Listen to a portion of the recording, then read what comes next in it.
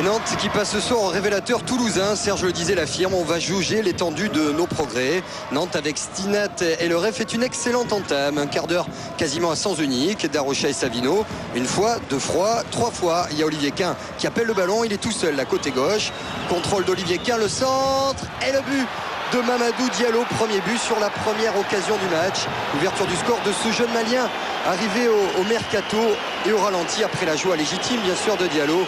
La qualité de passe d'Olivier Quin, de nouveau titulaire avec le disait, du mouvement, des passes, du jeu. Nantes retrouve de belles couleurs et cette joie donc de Diallo. Premier but dans l'élite française, c'est aussi le premier but encaissé par Toulouse dans le premier quart d'heure de jeu. Toulouse gêné dans l'entrejeu dense des Nantais qui s'en remet finalement à des coups de pied arrêtés pour s'approcher de la cage de Landreau, comme avec ce coup de patte de Thibaut Giresse, bien bloqué par Mickaël Landreau. Toulouse a bloqué les couloirs dans un premier temps et puis joue en contre en deuxième avec ce ballon récupéré finalement par Psaume pour Eduardo qui enroulait sa balle. Mais c'est au-dessus des buts des Nantais. Serge le disait, avait dit on va essayer d'être en bloc en essayant de gêner cette formation nantaise, mais attention au coup de pied arrêté. La première fois c'était dans les gants de Mickaël Landreau, la deuxième c'est au fond. Joie Saga Sos Pichoun de tout l'effectif toulousain autour du Camerounais Emana. Et regardez au ralenti, ce ballon est dévié par Darocha et derrière petit pont de Seto qui gêne le portier nantais.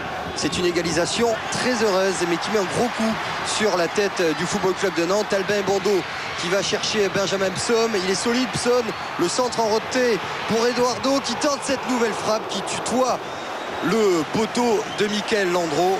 Nantes joueur victime finalement du réalisme des Toulousains, revenus de manière assez heureuse à la pause. Ce soir c'est le match de la confirmation pour les deux équipes. C'est pas forcément le match du jour, rien jusqu'à la 60e minute. Et ce coup franc de Kissirou, le Roumain, qui avait été très bon face à Rennes. C'est la première occasion après 20 minutes plutôt terre. Nachil Emana, lui, a quitté son couloir droit et retrouve une situation en plein axe avec ce ballon mis en retrait par Olivier Quin malencontreusement et Thibaut Giresse qui oblige Mickaël Landreau à sortir de ses buts.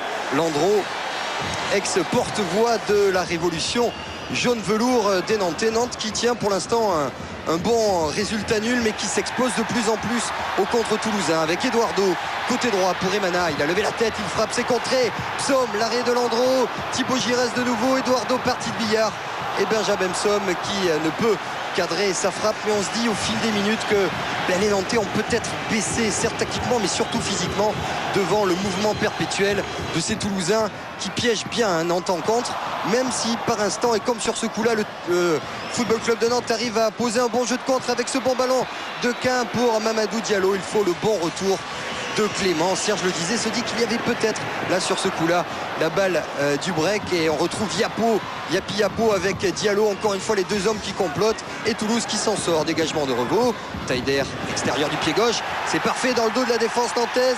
Psaume qui a pris le meilleur face à Delomo et la pichenette victorieuse de Benjamin Psaume, cet attaquant qui marque son troisième but, le troisième des 5 derniers buts toulousains à 19 ans. C'est certainement l'une des révélations du championnat de France. Regardez cet extérieur pied gauche de Nabil Taider et Psaume qui s'en va tranquillement battre Landreau. Ce sera le but de la victoire car à l'arrivée le Toulouse Football Club s'impose 10 matchs sans victoire pour Toulouse.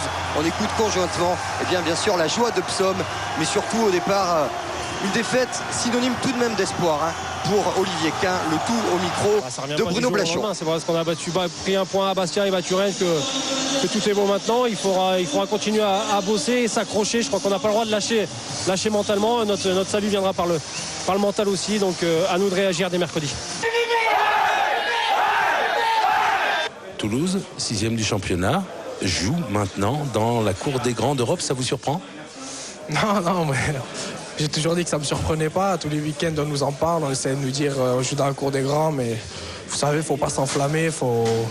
C'est clair qu'on est bien classé, mais il n'y a pas trop d'écart quand même. Il n'y a pas assez d'écart avec les équipes en dessous pour se permettre de dire on va jouer l'Europe ou des choses comme ça. Il faut vivre les matchs au jour le jour, après on verra comment ça se passe. Mais il n'y a pas de... On ne cherche pas à jouer l'Europe quand même, je pense. Benjamin Psaume, encore un visage que l'on découvre cette saison. Il a bien 20 ans, Benjamin, né à Auch, qui marque son 3e but en 5 matchs. Nathalie, la belle série toulousaine continue. 10e match consécutif sans perdre pour les joueurs de Montbéliard, c'est de Christophe Revaux. 5 victoires, 5